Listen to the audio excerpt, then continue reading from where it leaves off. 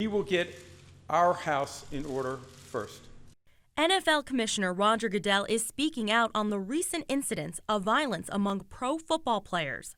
Our teams and league staff, everyone, will participate in education sessions starting in the next month, followed by training programs. His comments 2 days after the league's latest arrest, Arizona Cardinals running back Jonathan Dwyer. His wife says he headbutted her, breaking her nose, then threw a shoe at his 18-month-old son, striking him. Dwyer has been released on bond. His agent did not return calls for comment. Then there's the public backlash.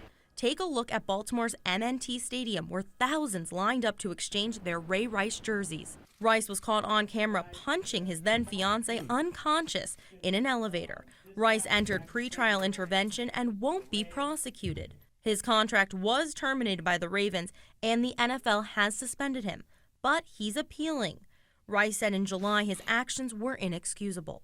Incidents the commissioner says he'll work to prevent. I think we can make some changes, and I think they'll be positive in the domestic violence and sexual assault areas, child abuse areas. Those are things that we think we can make a big difference on at some point. A White House official tells CNN the league needs to, quote, get a handle on the situation, since so many young people look up to these players as role models.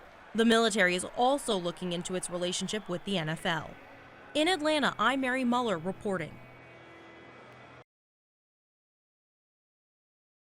On your marks!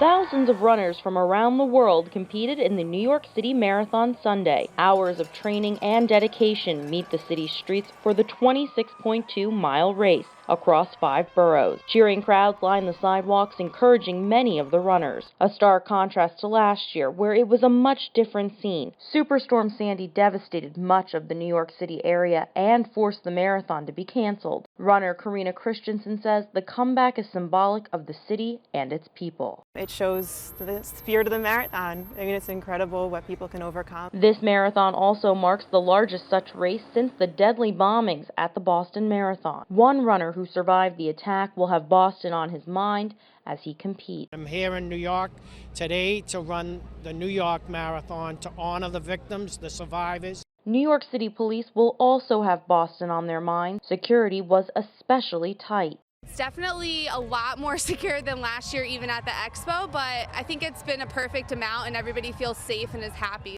At least 1,500 surveillance cameras kept a close watch on much of the route. Runners were even screened before taking their starting positions. But even with all the security, it didn't interfere with what mattered most to many, finishing.